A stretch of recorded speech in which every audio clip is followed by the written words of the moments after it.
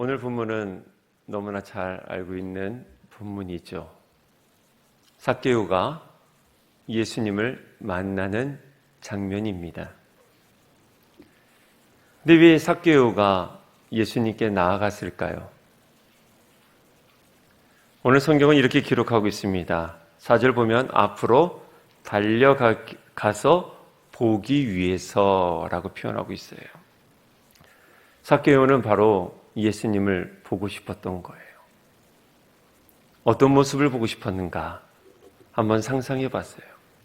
바로 예수님의 얼굴을 보고 싶었던 거예요. 여러분들은 예수님의 얼굴을 보고 싶으십니까? 또한 본 적 있으십니까? 우리가 종종 하나님이 나에게 말씀하셨어, 하나님께서 이렇게 하셨어 라고 이야기를 하는데 정말 예수님을 보신 적 있으십니까? 예수님을 만난 적 있으십니까? 과연 예수님의 얼굴은 어떠한 모습일까요? 한번 상상해 본 적 있으세요? 예수님이 과연 어떤 모습으로 2000년 전에 사셨을까? 그런 생각을 종종 해봅니다. 그래서 우리 사진 하나 보도록 하겠습니다. 이 모습이 많은 사람들에게 인식되어져 있던 예수님의 모습이에요. 그런데 이 모습은 오리지널 예수님의 모습은 아니고 서구 사람이 그린 예수님의 모습이에요. 예수님은 서구 사람이 아니죠. 이렇게 멋있었을까 하는 생각이 들 정도로 예수님은 중동 지역, 정말 태양이 뜨거운 지역에서 노동을 했던 분이십니다. 그래서 많은 사람들이 예수님의 모습을 찾아보려고 하다가 몇 년 전에 발견된 모습이 있습니다. 또 다음 사진입니다. 이것을 예수님의 모습으로 많은 신학자들, 학자들이 추정을 해요.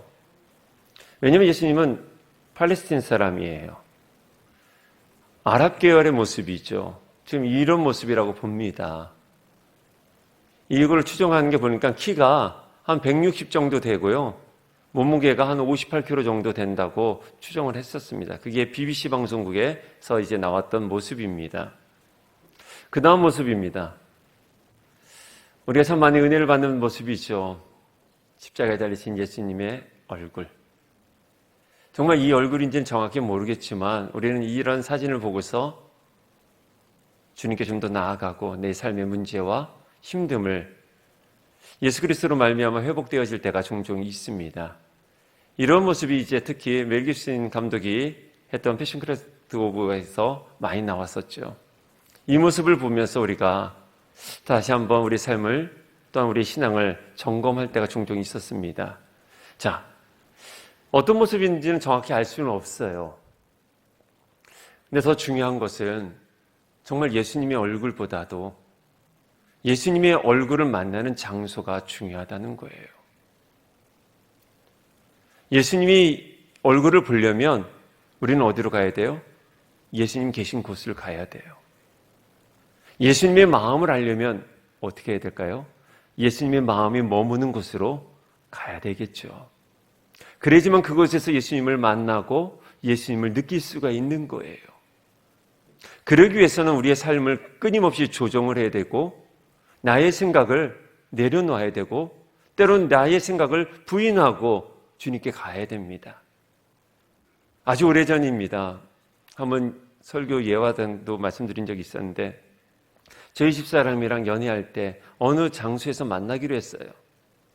상당 공원의 시계탑에서 만나자고 연애를 시작할 때 이야기했는데 서로 그것을 이해를 잘못해서 저는 이쪽 편에서 저희 아내는 이쪽 편에서 1시간 이상 기다린 적이 있었습니다. 주님의 얼굴을 보고 주님의 마음을 알려면 주님이 계신 곳으로 가야 돼요. 내가 생각하는 곳에 가서 아무리 오랫동안 있는다 할지라도 예수님을 만날 수 없는 거예요. 우리는 종종 이런 착각을 합니다. 내가 생각하는 여기에 예수님이 계실 거라고. 그래서 내 생각대로 성경을 읽기도 합니다. 내 생각대로 성경을 읽고 내 생각대로 성경을 해석하는 가운데서 내가 느끼는 겁니다. 네, 정말 그곳에 주님 계셨습니까? 주님이 말씀하시는 뜻은 과연 무엇이었습니까? 그것으로 인해서 여러분들의 삶이 조종되고 하나님의 뜻이 여러분들의 삶 가운데 이루어졌습니까? 만약에 이루어지지 않았다면 여전히 내 생각 가운데 성경으로 내가 들어가 있는 것뿐입니다. 이것이 성경이 하나님의 말씀으로 역사해야지만 하나님의 말씀이지 내가 해석한다고 해서 그게 성경이 될 수는 없는 것이죠. 다음 주 설교의 말씀이기도 합니다. 자기를 부인하고 라고 주님께서 말씀하셨는데 무엇을 부인하겠습니까? 이 본문을 잘 보면 예수님께서 베드로에게 이야기하신 말씀이에요. 또한 제자들에게 말씀하신 거죠. 많은 제자들이 자기를 부인하고 예수님을 따르고 있습니다. 근데 이 말씀을 하는 정황이 있었습니다. 예수님께서 그런 얘기를 하셔요. 제자들의 신앙 고백을 듣고서 내가 장차 죽으러 간다. 십자가를 향해서 걸어간다 하니까 베드로를 비롯한 모든 제자들이 이렇게 이 말을 합니다. 예수님, 죽지 마세요. 예루살렘 들어가셔서 우리의 왕으로 함께 하셨으면 좋겠습니다. 그런 이야기를 합니다. 그때 성경에 보면 이에라고 표현하고 접속사를 쓰고 있어요. 그러면서 말씀하신 것이 자기를 부인하지 않고서는 나를 따라올 수 없다 하고 말씀하셔요. 과연 무엇을 부인해야 될까요? 베드로는요, 부인했던 사람이에요. 자기 가족을 버렸고요. 자기가 정말 전부였던 배도 내려놓고 예수님을 따랐던 정말 위대한 사람인데 예수님이 또 얘기합니다. 부인하라고요. 무엇을 부인해요? 이 성경의 정황을 보면 자기 생각을 내려놓으란 얘기예요. 우리는 예수 믿으면서 내 생각대로 예수를 믿어요. 예수님이 여기 있을 거라고 내가 생각해서 내가 거기 가 있습니다. 그것을 부인하란 얘기예요. 주님을 얼굴 보는 것보다 더 중요한 것이 주님이 얼굴이 거하는 것, 주님이 계신 곳으로 나아가는 거예요. 그곳에 가면 자연적으로 주님을 느끼고 경험하고 만날 수가 있습니다. 그래서 삭개오는 어떻게 합니까? 앞으로 달려간다고 표현하고 있어요. 앞으로 달려가서 보기 위해서 돌무화과 나무로 올라가니라고 하고 있어요. 많은 에너지를 쓰고 있다는 얘기예요. 삭개오를 우리는 너무나 잘 알고 있습니다. 삭개오는요, 세리장이었어요. 많은 사람들이 불편해하고 그 삭개오만 보면 피하려고 했던 그런 사람이에요. 무리 속에 들어간다는 건 참 어려운 거고 자기를 노출한다는 것이 불편했던 사람이에요. 근데 그 생각을 넘어서 앞으로 적극적으로 달려가 예수님을 보기 위해서 나아갑니다. 나아간데 또 문제가 생겼죠. 성경은 분명히 기록하고 있어요. 키가 작고라고 했어요. 키가 작았대요. 성경에서 이렇게 표현했다는 것은 이 사람이 가지고 있는 문제가 심각하다는 얘기예요. 그리고 또 뭐가 있어요? 사람이 많았다는 거예요. 환경적으로도 어려웠다는 얘기예요. 개인적 문제도 있고 환경적인 문제가 있는 복합적인 그 상황 속에서 삭개오는 예수님을 너무나 보고 싶어서 자기의 문제를 넘어섭니다. 자기의 감정을 넘어서고 환경을 넘어서고 예수님을 보러, 옛날에는 성경은 뽕나무라고 했는데 돌감람나무로 올라갑니다. 이 돌무화과 감람에 올라가서 예수님의 얼굴을 본 것이죠. 그로 인해서 예수님을 만나 은혜를 경험하고 삶이 변화되어졌어요. 주님을 만났다면 결론적으로 말씀드린다면 삶이 변해야 되는 거예요. 내 자신이 깨어져야 되는 것이에요. 내가 죽고 예수가 살아야 되고 나로 인해서 나의 아픔을 통해서도 하나님의 토부가 일어나는 것이 은혜라는 것이에요. 나만 좋은 게 은혜가 아니에요. 금요일 날 기도회 때 이런 얘기를 했어요. 나의 샬롬과 하나님의 샬롬이 정말 같을까? 우리는 나의 평안만 생각하고요, 하나님의 평안 생각하지 않아요. 사랑하는 여러분, 성숙한 성도가 된다는 것은 비록 내 상황 가운데 힘들어도요, 하나님의 샬롬을 위해서 내가 기꺼이 낮아지는 거예요. 내가 좀 더 불편함을 감수해서라도 하나님의 토부가, 하나님의 평강이 있고 하나님의 치유가 일어난다면 기꺼이 내어놓는 것이 성숙한 성도의 모습인 것이에요. 삭개오는 이런 환경을 어떻게 해요? 극복하고 나아갑니다. 나아가니 은혜가 있었어요. 은혜가 있으니까 어떻게 됩니까?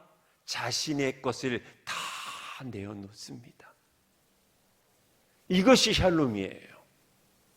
내 것 절대로 안 내놓고서 하나님의 은혜가 임하였다? 하나님이 복을 주셨다? 우리 그렇게 말하지 않았으면 좋겠어요. 정말 하나님의 은혜가 임했으면요, 오늘 성경은 이렇게 결론하고 있어요. 소유의 절반을 가난한 자에게 내가 내어주겠다. 여긴 단지 물질만을 내놓는다는 얘기가 아닙니다. 나의 마음도 기꺼이 내어놓겠다는 거예요.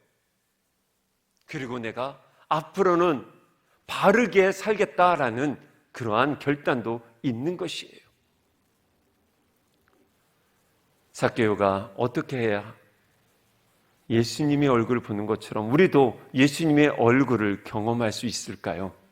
먼저 예수님의 얼굴을 보려면 자신의 일을 중단해야 합니다. 오늘 본문 2절에 보면 삭개오라 이름하는 자가 있으니 세리장이요 또한 부자라 라고 기록하고 있어요.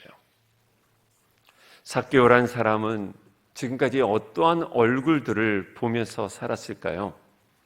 직업이 세리입니다. 이 세리라는 직업은 세금을 걷어들이는 사람이에요.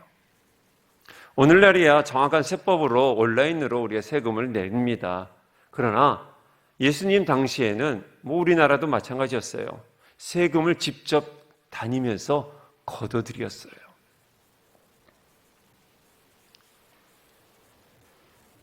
한 달에 한 번씩, 때로는 일주일에 한 번씩, 아니면 매일 사람이 세금 명세서를 가지고 와서 얼마 내요, 얼마 내요 해서 일수를 받고, 그러한 것들이 그 당시나 또한 우리나라에도 있었어요.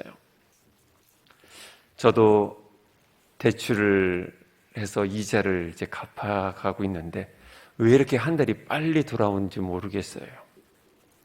문자가 딱 옵니다. 이자 얼마라고. 매우 친절하게 알려주는데 그렇게 불편하더라고요. 아마 여러분들도 그런 거 느끼지 않습니까? 한 달에 한 번씩 다가오는 이 이자 내는 거 정말 불편해요. 근데 만약에 매일매일 오후 끝날 쯤 되면 이 세리들이 다니면서 세금을 걷었다고 생각해 보세요. 얼마나 불편하겠어요. 특히 이 세리들은요, 같은 유대인으로서 동포 유대인들의 돈을 뜯는데 그 뜯어서 어디를 해요? 로마에다 바치는데 그 세금만 떼면 얼마나 좋겠습니까? 여기서 어떻게 해요? 또 떼는 거예요. 그러니까 삭개오 같은 그 세리들이 올 때마다 사람들이 불편했던 것입니다. 인상을 쓰는 거죠. 또한 그 사람들이 다 누굽니까? 가난한 사람들이에요. 힘든 삶을 살아가는 사람들이에요. 그런 사람들을 매일 삭개오는 만나고 있었던 거예요. 삭개오에 대해서 아부하는 사람도 있었지만 그러나 뒤에서 욕하는 사람들도 많았을 거예요. 그걸 삭개오가 몰랐을까요? 알고 있었을 거예요. 그래서 삭개오도 누군가를 만난다는 것이 불편한 거예요. 제가 아는 변호사분이 저한테 그러더라고요. 목사님, 저는 아파트에서 못 살 것 같아요. 수많은 사람을 만난다는 것이 불편하다는 거예요. 자기에게 뭔가를 도움을 청하려고 하고 이런 것들이 불편하다는 거예요. 그러다 보니까 고립된 생활을 하는 그런 집사님을 제가 경험한 적이 있어요.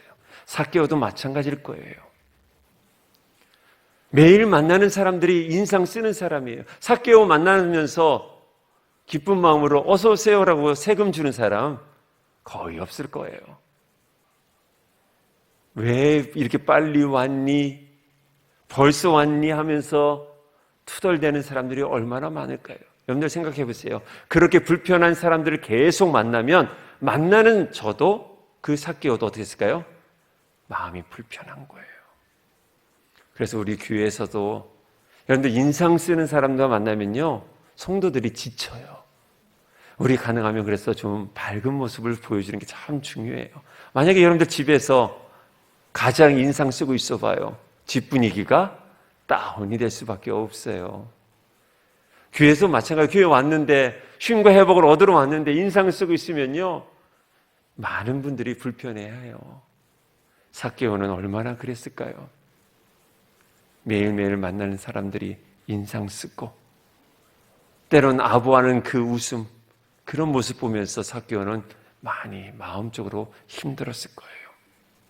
일평생 그런 얼굴들만 바라봤던 삭개오입니다. 그런 삭개오가 정말 빛 대신 예수, 하나님의 아들인 그 예수를 너무나 보고 싶었던 거예요. 그 얼굴을. 근데 이때 삭개오가 삶이 여유가 있었을까요? 아닐 겁니다. 성경은 분명히 삭개오를 세리장이라고 표현하고 있어요. 세리들이 돈을 걷어오면 그것을 다시 검수해서 로마의 그 사람들에게 돈을 전해줘야 될 그 역할을 하는 사람이 바로 삭개오였던 거예요. 분주했던 사람이에요. 돈이 안 들어오면 어떻게 되는가 걱정했던 사람이에요. 마음에 여유가 없는 사람이에요. 그런데 삭개오가 결단을 합니다. 예수님 만나기 위해서. 하던 일을 멈추고서 예수님을 만나러 나가는데 앞으로 달려갔다라고 표현하고 있어요. 애써서 힘써서 달려갔다는 것이에요. 그렇습니다. 사랑하는 성도 여러분, 가만히 있으면 예수님의 얼굴을 만나지 못합니다. 자기 일을 중단하고 결단하고 주님의 얼굴이 있는 곳으로 나아가야 되는 것이에요. 분주한 나의 삶을 정리도 해야 되고 바쁘고 여유 없는 나의 삶의 자리를 정리할 수 있어야 됩니다. 그리고서 달려가야지만 주님의 얼굴을 배울 수 있는 것이에요. 때로는 내가 좋아하는 길을 돌이켜서라도 주님 계신 곳으로 가야 되는 것이에요. 때로는 힘든 감정과 상황 속에서도 머물지 말고 우리는 주님께 나아가야 합니다. 괴로울 때, 그 괴로움의 문제 속에 파묻혀 있는 것이 아니라 괴로울 때 주님의 얼굴을 배우는 것이에요. 그 자리로 나아갈 수 있는 믿음이 우리 가운데 있기를 간절히 소망합니다. 주님을 만나는 것이 이만큼 중요해요. 삭개오가 자신의 자리를 박차고 예수님의 얼굴을 보러 나아갑니다. 그곳에서 주님을 만납니다. 저도 여러분들에게 권면합니다. 아무리 바빠도 매일 나의 삶의 걸음을 잠시라도 멈추어서 나의 상황을 정리하고 주님의 얼굴을 바라볼 수 있기를 간절히 소망합니다. 예배의 자리에 나와서 주님의 얼굴을 바라보려고 우리의 믿음의 눈을 뜨는 것이 우리 성도들이 해야 될 자세인 것이에요. 사랑하는 여러분, 이번 주도 여러분들의 삶 가운데는 여러 가지 복잡한 일들이 많이 있을 것입니다. 그러나 우리 그것을 잠시라도 멈추어 주님의 얼굴을 봐, 주님을 통해서 주시는 은혜를 경험해요. 우리의 삶을 다시 한번 능동적으로 또는 역동적으로 만들어갈 수 있는 예배자 되기를 간절히 소망합니다. 두 번째로, 예수님의 얼굴을 보려면 은혜의 장소로 나와야 한다는 것이에요. 아주 간단한 진리예요. 은혜의 장소에 있을 때 은혜를 경험하고 주님을 만나게 되는 것이에요. 제가 아는 집사님이 이 퇴근 시간이 주로 8시에서 9시가 됩니다.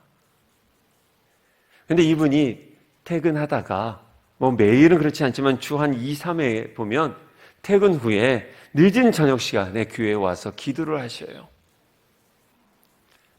그래서 그 기도 시간을 끝날 때까지 제가 기다리다가 물어봤어요. 집사님, 피곤하실 텐데 집에 가서 기도하셔도 되잖아요. 라고 물어봤는데 집사님이 이런 말씀을 하시더라고요. 목사님, 교회에서 기도하면 집중이 더 잘 돼요. 그리고 은혜가 더 깊어요.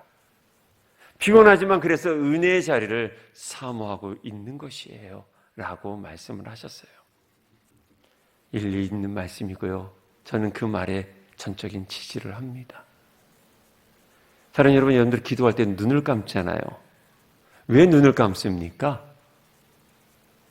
여러분들 눈 뜨고 기도하면 하나님께서 기도를 안 들어주실까요? 아니에요.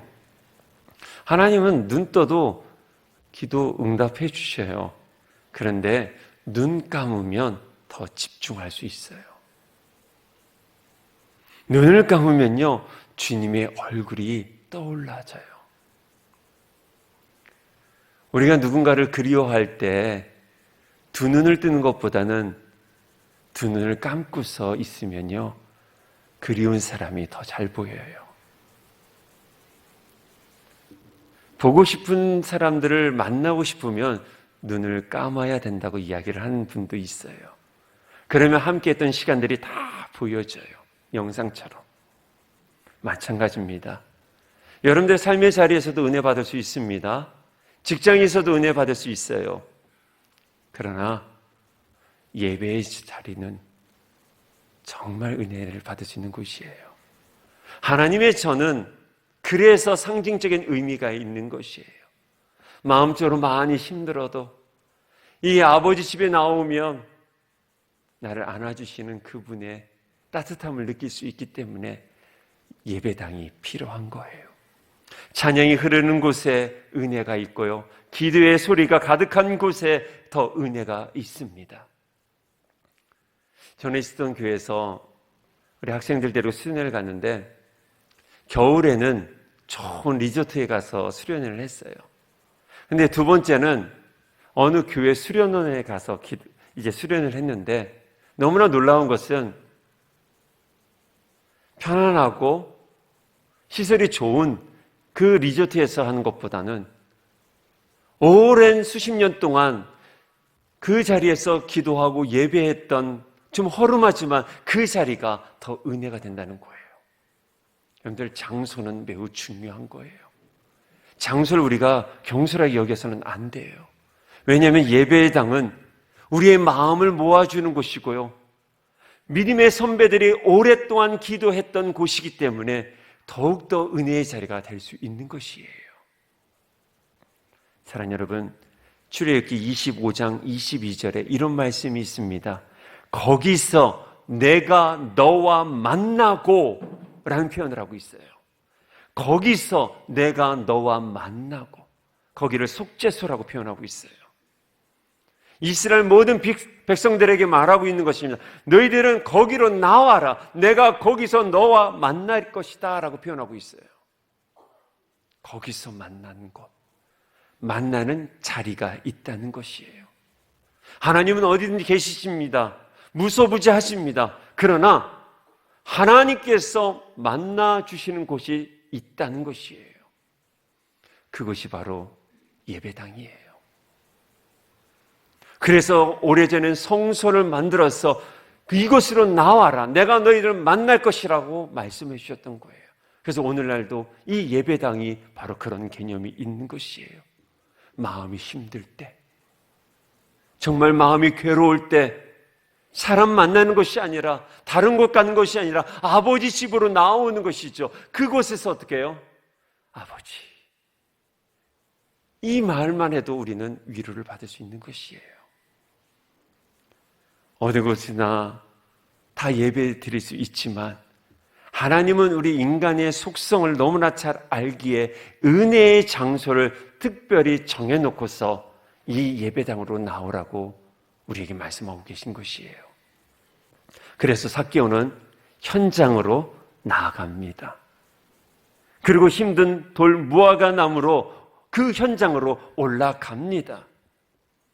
거기서 예수님을 만나죠. 은혜를 경험하는 거예요. 만약 그러니까 집에 그냥 있었으면 생각으로 예수님 이런 분이지, 예수님 능력 있는 분이지, 언젠간 내가 예수님 만나겠지, 이렇게 생각했다면 삭개오는 은혜를 경험하지 못했을 것이에요. 편한 곳에 있으면 은혜를 경험하지 못합니다. 수많은 환경을 넘어서 나오는 삭개오는 은혜의 자리에 나아가 예수님을 만나게 되었습니다. 사랑하는 성도 여러분, 은혜의 자리가 있습니다. 우리는 그 자리를 사모해야 합니다.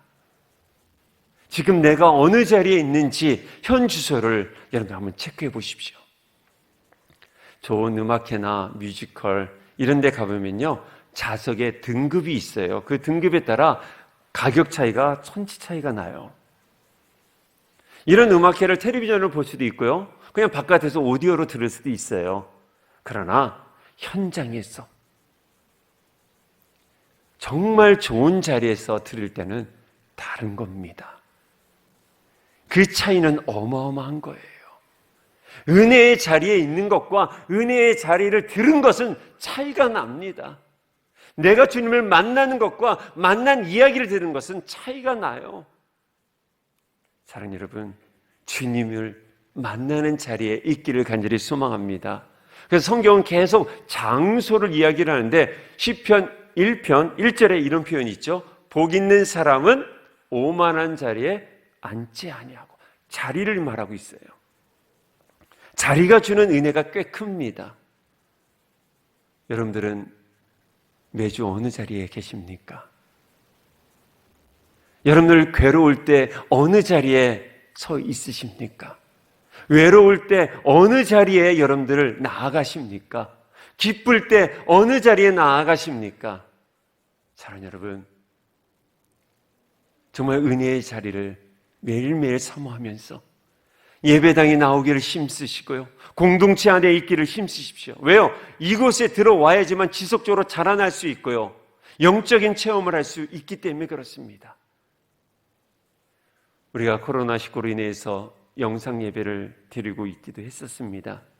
영상을 통해서 은혜를 받을 수도 있고 경험할 수 있지만 지속적으로 더 뜨겁게 경험하기는 힘듭니다. 결코 예배는 현장입니다. 예배의 자리, 기도의 자리에 있어야 하는 것이에요. 사랑하는 여러분, 은혜의 자리는 과연 어디일까요? 은혜의 자리는 다른 곳이 아니라 결단하는 자리가 은혜의 자리예요.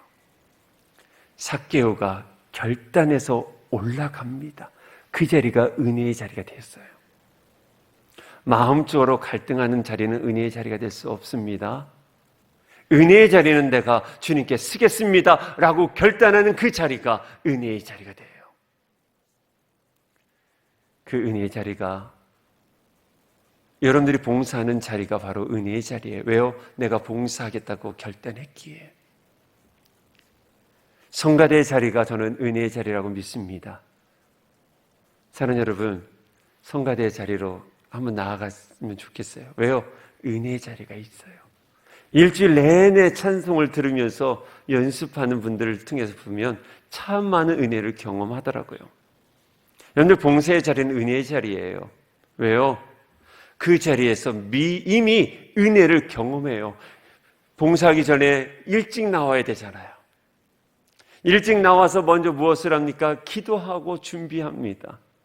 그 자리에 하나님의 은혜가 없을까요? 분주한 가운데 나오는 그 자리는요, 분주함밖에 남지 않아요. 그러나 미리 준비한 그 자리는 바로 은혜가 있는 것이죠. 사랑하는 여러분, 결단할 수 있기를 소망합니다. 마음적으로 갈등하고 있다면 오늘 이 시간에 결단하고 예배의 자리로, 또한 은혜의 자리로, 봉사의 자리로 나아갈 수 있는 믿음의 성도들 되길 주의 이름으로 축원합니다. 세 번째로, 예수님의 얼굴을 보려면 내적 장애물을 넘어야 합니다. 오늘 3절에 이렇게 기록되어 있죠. 우리 함께 3절 다시 한번 읽어보도록 하겠습니다. 시작. 그가 예수께서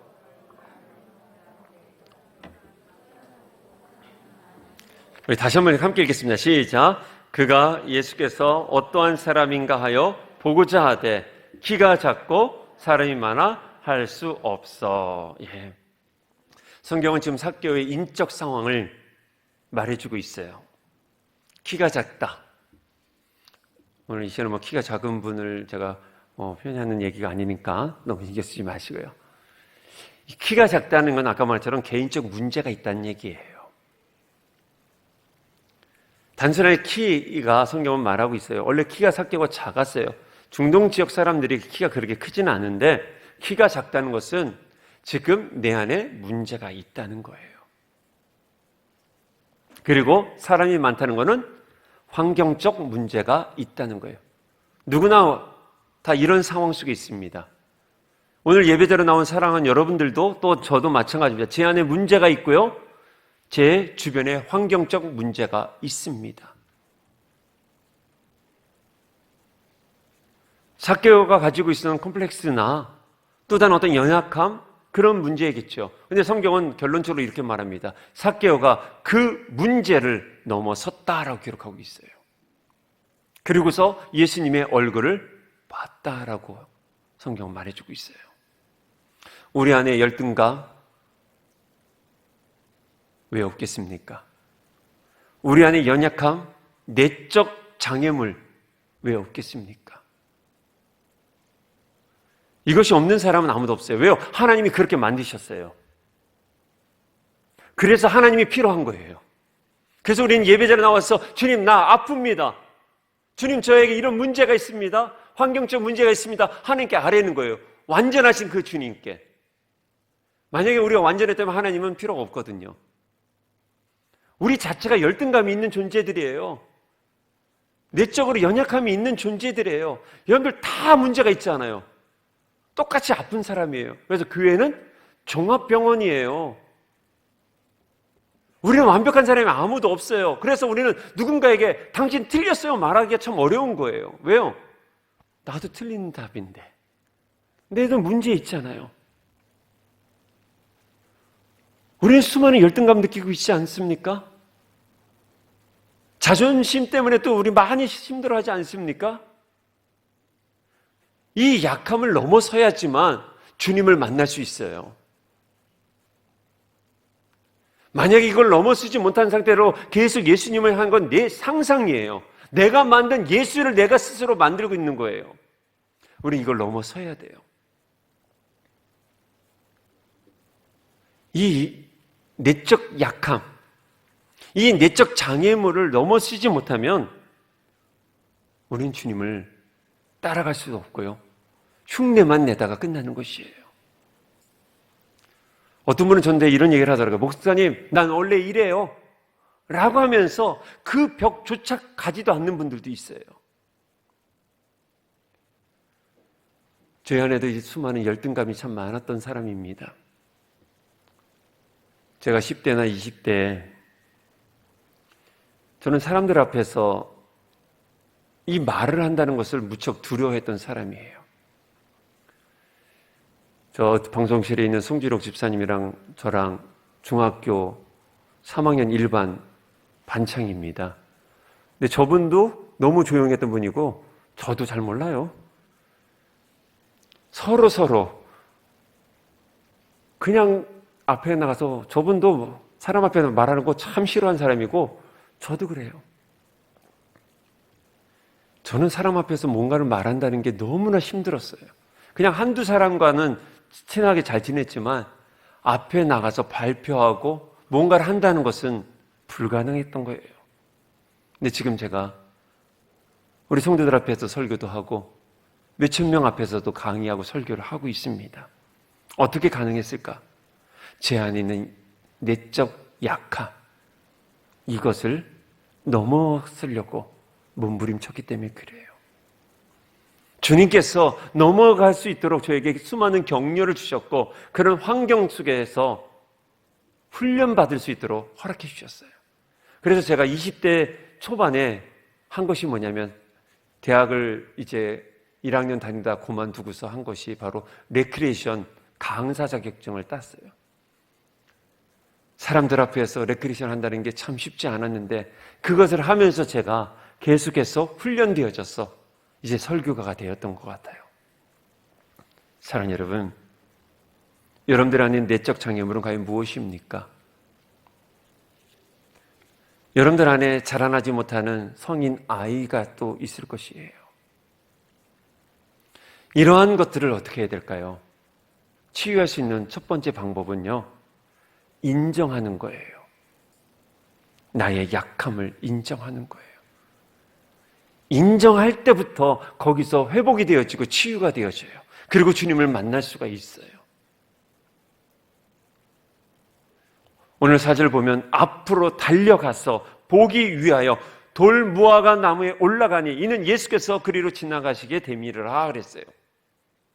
삭개오는 예수님을 보려는 마음에 적극적 자세를 취하고 적극적으로 앞으로 달려나간 거예요. 그런데 키가 작았다고 합니다. 작아서 포기하는 것이 아니라 어떻게 합니까? 그 갈망이 더 크니까 뽕나무로 위로 올라가는 거예요. 이것은 자기의 키 작은 것을 인정했다는 거예요. 그렇습니다. 내가 부족하다고. 내가 이 부분은 내가 몰랐다고. 내가 갖고 있는 이 연약함 때문에 이런 실수를 했다고. 우리는 인정해야 된다는 거예요. 이 인정을 하지 않고서는 절대로 치유가 될 수 없고 주님의 은혜의 강가에 나아갈 수 없는 것이에요. 만약에 우리가 그것을 인정한다면 약함을 분명히 우리는 이겨낼 것이고 성장할 수 있는 것이에요. 그런데 어떤 사람은요, 삭개오처럼 왔다가 사람 많으니까 에이 하면서 돌아간 사람도 있었을 거예요. 아니면 어떤 사람은 숨어버리는 사람들도 있을 것이에요. 생각해 보십시오. 삭개오가 위로 올라갔다는 것은 사람들의 주목을 받는 것이고요, 조롱거리가 될 가능성이 많은 거거든요. 그런데 자기의 열등감을 인정하고 행동하니까 예수님의 얼굴을 볼 수 있었다는 거예요. 사랑하는 여러분, 여러분들이 가지고 있는 자존심이라는 거, 이것을 여러분들이 좀 내려놓으실 수 있다면 주님의 은혜를 경험할 수 있어요. 내 안에 갖고 있는 섭섭함, 속상함, 내가 가지고 있는 약함, 내가 가지고 있는 경제적인 약함, 육체적 약함, 이것을 인정하고 주님께 나아올 수 있으면 하나님의 일하심을 경험할 수 있어요. 그런데 우리는 어떻습니까? 내 스스로 그거를 문을 닫아버려요. 그래서 은혜의 자리에 나오지 않아요. 은혜의 자리에 나오지 않으니까 이 공동체를 통해서 흘러나오는 은혜의 생수를 먹을 수 없는 것이죠. 그러면 인간은 영적인 존재이기 때문에 또 무언가를 추구하게 돼 있어요. 그래서 다른 길을 선택하게 돼 있어요. 그러다 보니까 우리의 마음이 계속해서 갈등을 일어나게 되는 것입니다. 사랑하는 여러분, 나의 약함, 죄가 아닙니다. 여러분들이 갖고 있는 열등감, 이건 죄가 아니에요. 이것을 인정하는 순간부터 이것은 약함도 아니고요, 열등감도 아니에요. 그때부터는 하나님께서 역사하는 토부가 일어나요. 나의 약함을 인정하니까 동역자가 붙여지는 거고요, 나의 열등감이 고백되어지니까 사람들이 품어주는 사랑을 경험하게 되어 있어요. 그래서 고백 공동체예요. 내가 약하다고, 내 마음이 이렇게 아프다고 말을 할 때부터 치유의 역사가 일어나는 거지, 가만히 있으면 되는 게 아니에요. 현장성으로 달려 나와야 한다는 것이에요. 나를 도와달라고, 지금 아프다고 말을 해야지만 거기서 하나님의 일하심을 경험할 수 있는 것이에요. 사람마다 이런 약함을 이겨낸 포인트가 있어요. 삭개오는 세리장이었어요. 삭개오에게는 체면이 아주 강했을 겁니다. 난 너희들과 달라. 성경은 여기서 표현하는 부자라고 표현하고 있어요. 성경이 이렇게 표현할 때는 거는 무슨 의도성이 있다는 거거든요. 부자였다는 거예요. 나는 너희들과 다르다는 얘기예요. 그 당시 모든 유대인들은요, 정말 가난했던 사람들이에요. 가난한 사람들의 그 등골을 빼먹었던 사람이 바로 세리 삭개오였어요. 그 돈을 거두면서 얼마나 위풍당당했을까요? 체면을 가지고 있었던 거예요. 근데 그가 체면을 내려놓으면서 열등감을 이겼고요, 약함을 이기고요, 주님을 만난 거예요. 체면, 어두면 자존심이에요. 근데 우리가 이런 체면과 자존심 때문에 우리의 관계가 많이 깨질 때가 많아요.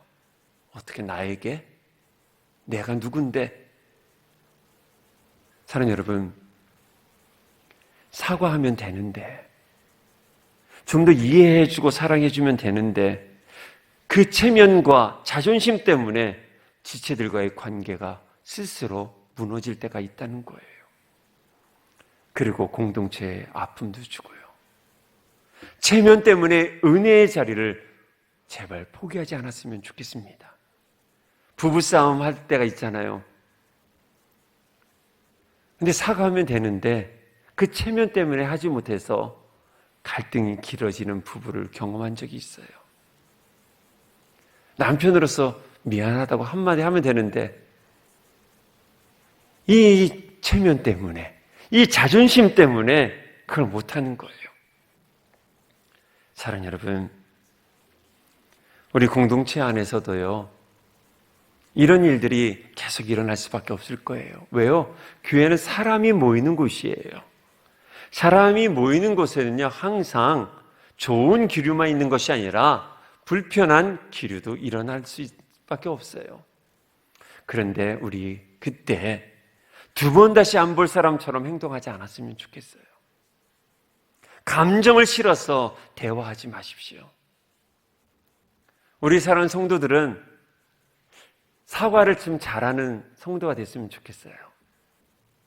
또한 그 사과를 좀 잘 받아줄 수 있는 성숙한 성도가 됐으면 좋겠어요. 체면, 하나님 앞에서 체면이 뭐가 중요할까요? 예수님의 십자가의 사랑 앞에서 나의 자존심이 그렇게 중요할까요? 여러분들의 환경이 그렇게 중요할까요? 나의 연약한 이 부분들이 그렇게 중요할까요? 나보다 나를 잘 아시는 주님께 우리가 좀 나아가서 이 부분을 주님께 좀 내어놓는다면 주님께서 우리 삶 가운데 일하시지 않을까요? 내가 경제적으로 좀 연약하다고 그래서 위축되지 않았으면 좋겠어요. 내가 가정적으로 좀 어렵다고 그래서 여러분들의 마음이 위축되지 않고 우리 공동체에서 함께 서로 관용해주고 아름답게 고백하며 그거를 품어줄 수 있다면 우리 이 공동체가 하나님의 얼굴을 배울 수 있는 돌무화과 나무 같은 곳이 될 줄 믿습니다. 우리 함께 올라왔잖아요. 이 언덕으로 올라와서 주님의 얼굴을 못 뵙는다면 얼마나 큰 손해일까요? 사랑하는 여러분, 우리가 너무나 체면을 많이 따져요. 특히 예배 때 우리가 체면을 많이 따지는 것 같아요. 사람을 너무 의식을 해요. 찬양하면서 손드는 거 너무 어색해하고 있어요. 왜요? 아이고, 사람이 뭐라고 보면 어떡할까? 그리고 우리가 앞좌석도 잘 안 앉잖아요. 아멘도 잘 안 해요, 우리 교인들은요. 그리고 나무 모임, 선교회 모임도 참여하지 못하는 이유가 뭘까요? 여러 가지 있겠지만 내 안에 약함이 있어서 그럴 때가 있어요. 사랑하는 여러분, 우리 이거 기꺼이 주님께 좀 내어놨으면 좋겠어요. 그를 우리가 이겨내려고 앞으로 달려갈 수 있는 믿음의 행동이 결단적으로 일어나길 간절히 소망합니다. 삭개오는요, 그래서 예수님의 얼굴을 보고 어떻게 됩니까? 중요한 일이 일어나요. 회개의 역사가 일어나요. 주님을 만나면요, 회개가 일어나게 되어 있어요. 그리고 완전한 자기의 연약함에서 벗어나는 축복을 받을 수 있어요. 이것이 하나님을 만나는 복인 거예요. 주님 복을 만나면요, 그게 뭐예요? 채우는 게 아니라 비우는 거예요. 주님을 만나고 주님의 얼굴을 만나면요, 하나님이 주신 복이 있는데 첫 번째 복이 회개가 일어나는 것이고요, 자기를 자유케 해주고 있어요. 삭개오가 어떻게 됩니까? 회개하니까 그 열등감에서 자기가 갖고 있는 그 자존심, 그 모든 것을 벗어버리니까 이웃 사랑을 실천하기 시작을 해요. 엄청난 결단을 합니다. 그리고 행동을 합니다. 8절 말씀이죠. 내 소유의 절반을 가난한 자들에게 주겠사오며 만일 누구의 것을 속여 빼앗은 일이 있으면 내가 갑절이나 내 갑절이나 갚겠다 그랬어요. 내 갑절이나. 율법으로 하면 3 정도만 주어도 돼요. 근데 더욱더 적극적으로 행동하겠다는 거예요. 여러분들 꼭 기억하십시오. 믿음의 의지, 믿음은요 의지입니다. 이 믿음을 여러분들 가지고 있다면 의지적 행동을 하셔야 돼요. 여러분들이 가고 있는 경계선을 넘어서야 되는 것이에요. 여러분들의 감정의 선을 넘어서야 되는 것이고요. 아픔의 선을 넘어서야 되는 거예요. 그래야지만 빛 대신 예수 그리스도를 만날 수 있는 것입니다. 경계선에서 왔다 갔다 하지 마시고 기꺼이 넘어서십시오. 그래서 주님께서 여러분들을 통해서 역사하시는 일들을 경험할 수 있기를 간절히 소망합니다. 삭개오는 어떻게 했어요? 부자로서 이제 나눠줬다는 거예요. 베풀어졌다는 거예요. 친구가 되겠다는 거예요. 이것이 우리 공동체 안에 일어나야 돼요. 예수를 믿으면 바로 이런 역사가 일어나는 거예요. 그래서 손을 내미는 거예요. 자존심을 넘어서고 나의 아픔의 감정을 넘어서서 찾아가 손을 잡고 우리 함께 하나님의 나라를 함께 사역합시다. 내 것을 풀어주는 거예요. 이것을 교제라고 합니다. 교제. 헬라어로 코이누니아라고 하죠. 교제를. 이 코이누니아는 코이노스라는 단어에서 나온 거예요. 코이노스는 때를 묻히다라는 뜻이에요. 나의 시간을, 나의 물질을 더럽혀서 누군가에게 다가섰을 때 바로 교제가 일어나는 거예요. 누군가와 함께 교제하고 싶습니까? 그러면 어떻게 해요? 나의 시간을 낭비해 줘야 돼요.